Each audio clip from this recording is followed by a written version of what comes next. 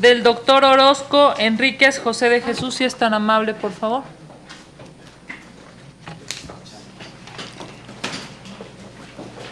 Buenas noches, doctor. Buenas noches. Conforme al formato, tiene usted el uso de la palabra hasta por 5 minutos. Adelante, muchas gracias. Gracias, honorable presidenta, honorables senadoras y senadores. México, desde hace años, atraviesa una crisis de derechos humanos.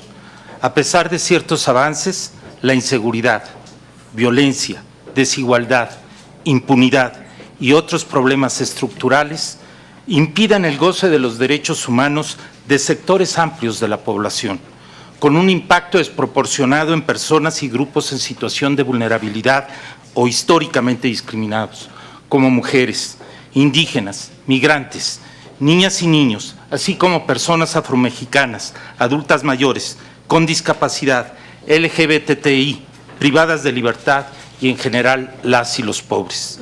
Ante este desafío, la Comisión Nacional de los Derechos Humanos es más necesaria que nunca y tiene una responsabilidad central sobre el particular. La CNDH es patrimonio del pueblo mexicano y el pueblo, a quienes ustedes representan, tiene derecho a exigirle ser más eficaz y eficiente. Durante más de 30 años me he dedicado al estudio y defensa de los derechos humanos. No solo he publicado libros y artículos sobre la materia, sino he defendido en la práctica y activamente a víctimas. Durante 8 años fui comisionado en la Comisión Interamericana de Derechos Humanos. En términos de la normativa aplicable, fui elegido y reelegido por la Asamblea General de la OEA, en que se encuentran representados todos y cada uno de los 35 países de América, a título individual, por mí, cito el artículo respectivo, autoridad moral y reconocida versación en derechos humanos. Fui su presidente durante 2 periodos y conduje su proceso de fortalecimiento. Encabecé la relatoría de defensoras y defensores. Desde 2018 soy miembro del Consejo Consultivo de la CNDH, lo cual me ha permitido conocerla por dentro. Entre otros cargos honoríficos, fui miembro del Consejo Consultivo de la Comisión Nacional de Arbitraje Médico, lo cual es relevante, pues más de una cuarta parte de las quejas que conoce la CNDH versan sobre el derecho a la protección de la salud. Y desde la sociedad civil soy miembro del Consejo Consultivo de la MEDI. El programa de trabajo que presenté se estructura en 4 ejes, 10 objetivos y 35 líneas de acción, poniendo en el centro la salvaguarda de la dignidad humana. Destaco: 1. Reorganizar las 6 visitadurías generales para diferenciar las funciones de protección y defensa a víctimas de las de prevención, promoción y asistencia técnica a autoridades. Me comprometo a elaborar un diagnóstico de la institución y previa consulta pública a víctimas, organizaciones defensoras, academia y autoridades, formular un plan estratégico 2020-2024 con perspectiva de género e interculturalidad y una eventual reforma a su reglamento, políticas y prácticas para hacerla más eficaz y eficiente. 2. Crear una unidad de medidas urgentes de protección para la atención oportuna de personas en riesgo como las desaparecidas, defensoras, periodistas y migrantes. 3. Ser más proactivo en la prevención y asistencia técnica a autoridades. 4. Crear el programa Pobreza y Derechos Humanos para impulsar de manera transversal los derechos económicos, sociales, culturales y ambientales en dicha población. 5. Acompañar el proceso de construcción de la paz y eventual diseño de un marco de justicia transicional. Servirá mi experiencia como relator para Colombia, en que acompañé activamente todo su proceso de paz. Mi trabajo en el terreno, con víctimas y su protección efectiva, así como la asistencia técnica a autoridades y mi interlocución con organizaciones defensoras, jefes de Estado y presidentes de Congreso y de Cortes Supremas de Justicia de los países de América, así como mi formación jurídica y experiencia jurisdiccional, me habilitan para desempeñar siempre con independencia y responsabilidad el cargo al que aspiro. En suma, quiero servir a México y contribuir técnica, profesional y comprometidamente a la construcción y recuperación de la paz, que para ser estable y duradera exige que sea con pleno respeto a los derechos humanos de todas y todos. Gracias. Muchas gracias, doctor. Las preguntas remitidas por las organizaciones son las siguientes. ¿Cuáles son los temas prioritarios de derechos humanos que usted focalizaría para trabajar en su primer año como titular de la CNDH? Respecto a la situación de la comunidad LGBTTIQ en México, de ser ombudsperson, ¿qué mecanismos implementaría para que se respeten los derechos humanos consagrados en nuestra Constitución Federal? Tiene, doctor, hasta 4 minutos para dar respuesta. Muchas gracias. Gracias, presidenta. Ciertamente, entre los temas prioritarios, sin duda, está la atención a la violencia de género. Es uno de los aspectos más delicados en nuestra sociedad y que debemos erradicar con eficacia. Propongo también, como se desprende de mi programa de trabajo, campañas importantes para elevar la cultura sobre el particular en el sentido de programas de masculinidad responsable con perspectiva de género, en ese sentido. Sin duda, las personas desaparecidas es una de las tragedias humanitarias que existen en nuestro país y la Comisión Nacional de los Derechos Humanos debe aplicarse sobre el particular a exigir verdad, justicia y reparación a las víctimas de personas desaparecidas y sus familiares, así como también el que para el efecto colaborar corresponsablemente con la Comisión Nacional de Búsqueda de Personas y todas las autoridades que se apliquen como uno de los aspectos más fundamentales. También cuidar, sin duda, el que haya como los destaco en mi programa de trabajo, el programa de pobreza y derechos humanos para impulsar.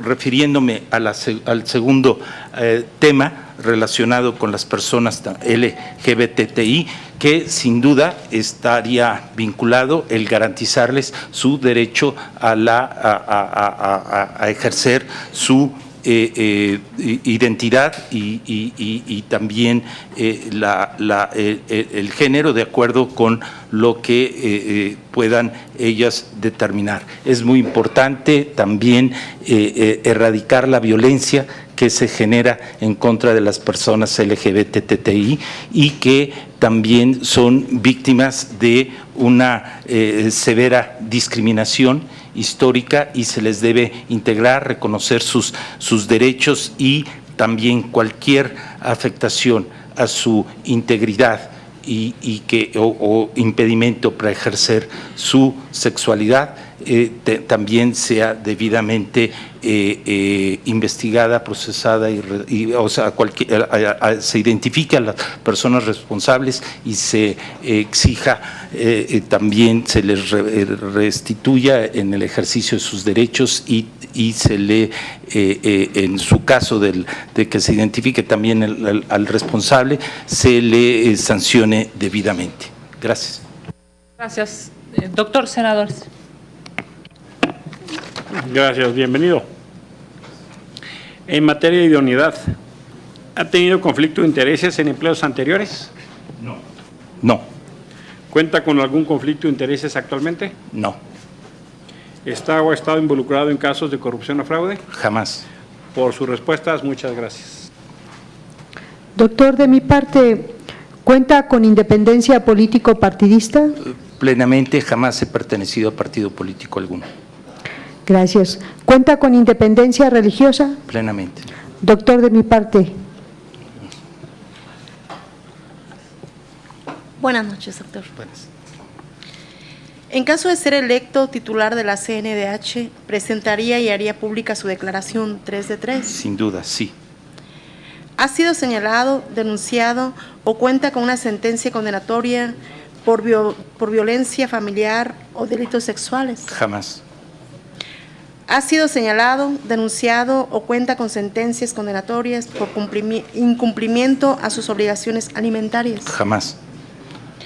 ¿Ha expresado opiniones públicas en medios o redes sociales contrarias a los derechos humanos? Jamás.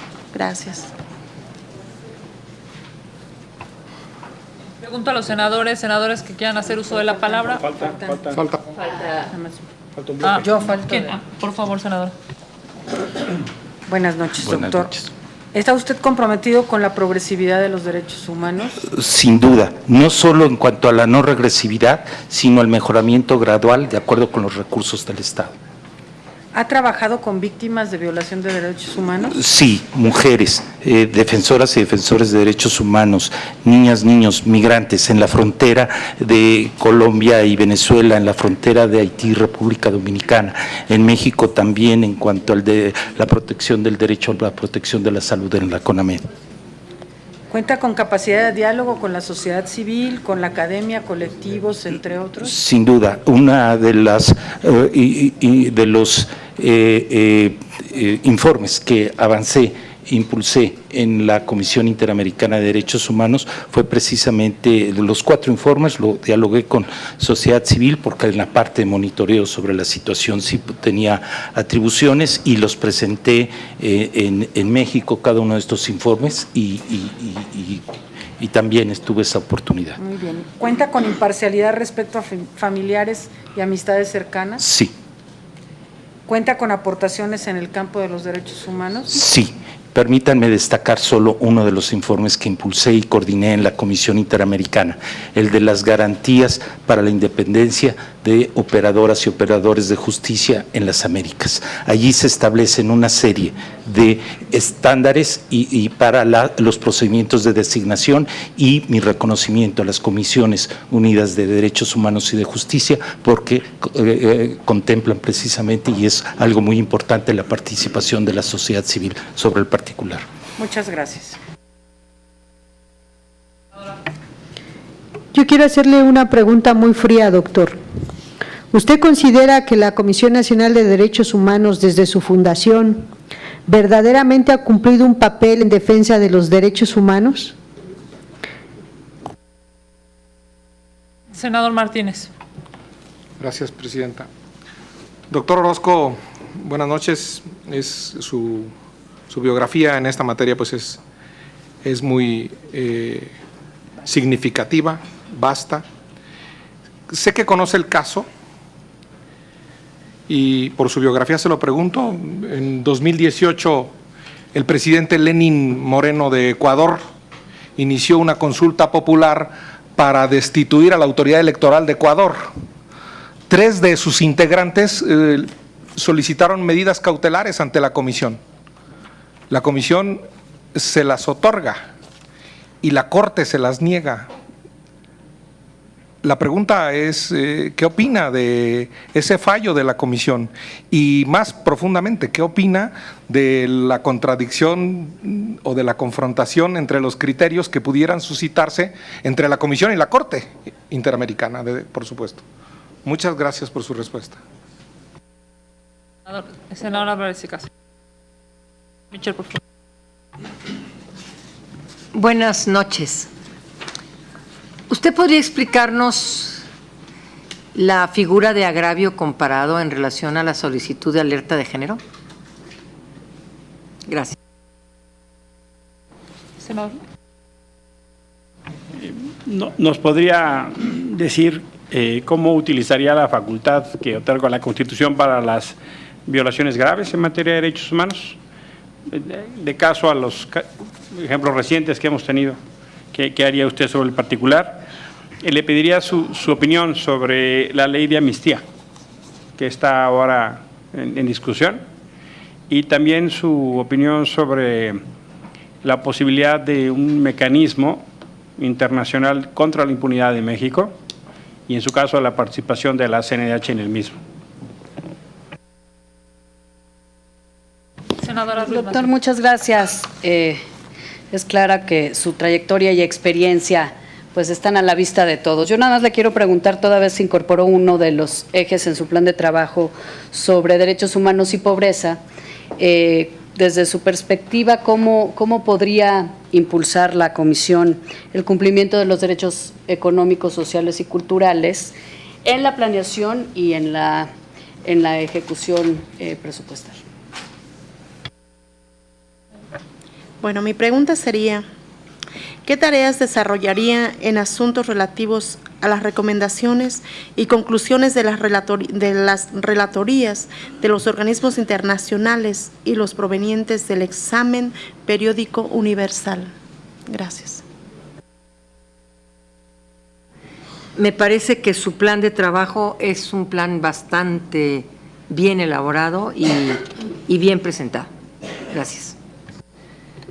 Doctores, como se ha dicho aquí, indudable, es uno de los currículums más amplios de los 57 que se han recibido en este Senado de la República. Presidir la Comisión Interamericana sin duda debe ser algo histórico, no solo para usted, sino para el país. Pero aquí hay algunas discusiones, doctor, a propósito de lo que sí ha hecho bien la CNDH, pero algunas otras de los que tendría que corregirse. En esta lógica de su estadía como ombudsperson, la pregunta es, ¿qué cambiaría de la CNDH que hoy tenemos? ¿Qué desde su lógica se tendría que corregir? Y en su caso, ¿qué repetiría? Pensando que, por supuesto, desde su perspectiva ha sido eso suficientemente bueno para que la o el próximo ombudsman lo continúe y de ser usted con mayor certeza, digamos. Muchas gracias, doctor. Tiene 4 minutos. Conforme a lo establecido, tiene 4 minutos en lo factible para dar respuesta y concluir su presentación. Gracias, honorables senadoras y senadores.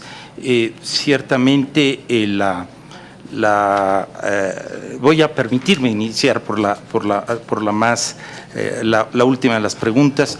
¿Qué cambiaría de la Comisión Nacional de los Derechos Humanos? Estimo que es fundamental una reestructura orgánica administrativa. De ahí que pretenda separar, como decía, las funciones que actualmente una misma visitaduría general realiza entre protección y defensa a las víctimas de las de prevención, promoción y asistencia técnica. En la medida en que se diferencie de acuerdo con el principio de especialización, podrán enfocarse de mejor manera a atender, por una parte, las quejas y eventualmente también emitir con un sentido de oportunidad las medidas cautelares a las personas en riesgo y que es de especial relevancia tratándose de personas desaparecidas, decía, defensoras, defensores, periodistas, migrantes, de lo que implica las labores de prevención, promoción y asistencia técnica, que también pueden tener otras características y de una manera proactiva y más efectiva brindar este apoyo a las autoridades para que todos conjuntamente y corresponsablemente contribuyamos a mejorar la situación de los derechos humanos, que es urgente en este país. Y en cuanto a lo que repetiría, y para eso previa consulta pública y recibir los insumos de sociedad civil y autoridades. Lo que conservaría, estimo que es muy importante el seguimiento que ha dado la Comisión Nacional y que así se refleja en su informe, por ejemplo, las recomendaciones del Comité de Expertos de la CEDAW. Yo estimo que eso hay que seguir aplicándolo para lograr la igualdad sustantiva de las mujeres. Y también, igualmente, la Agenda 2030 hay que tenerlo presente y las recomendaciones y compromisos adquiridos por nuestro país en ese sentido deben aplicarse. Voy a ir con mayor celeridad.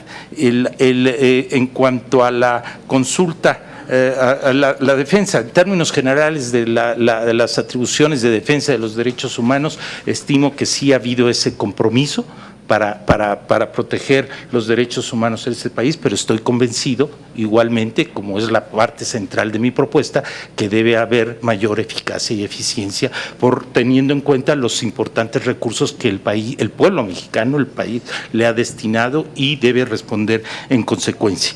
En cuanto a la consulta popular y la diferencia, me voy a referir entre la medida cautelar que otorgó la Comisión Interamericana y, por otro lado, la negativa de medida provisional por parte de la Corte Interamericana en el caso de la autoridad electoral.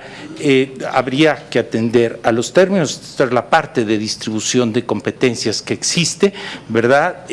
Hay argumentos desde la perspectiva de algunas organizaciones defensoras de derechos humanos en que estuvieron más conforme con la decisión de la Comisión Interamericana, pero como en todo sistema jurídico hay una decisión del órgano límite, que es la Corte Interamericana, así lo estableció y es lo que rige y debe prevalecer. No ha sido lo único, fue lo mismo que ocurrió en el caso Castañeda con relación a México.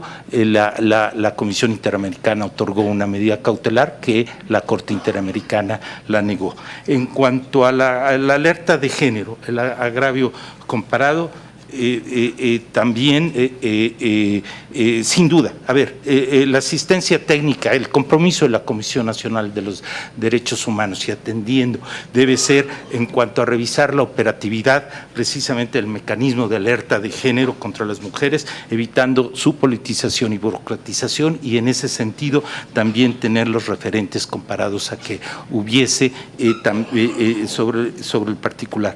Las violaciones graves es una atribución constitucional que obviamente se debe ejercer e identificar. Hay 25 en lo que se han emitido, se han identificado violaciones graves. El año pasado fueron 8, ha sido casi, o sea, una tercera parte, y en los últimos 2 años han sido 12. Estimo que debe también establecerse eso, y también consultaría los términos de pobreza. Me voy a permitir remitir a mi programa de trabajo para no excederme del tiempo. Ofrezco una disculpa, pero ciertamente el examen periódico universal y el cumplimiento de todas las recomendaciones, ya mencionaba que las he dado, debe estar en la agenda de la Comisión Nacional, el cumplimiento no solo de las recomendaciones del sistema universal, sino del sistema regional interamericano, convencido que en la medida que se ajusten y se apliquen, se incorporen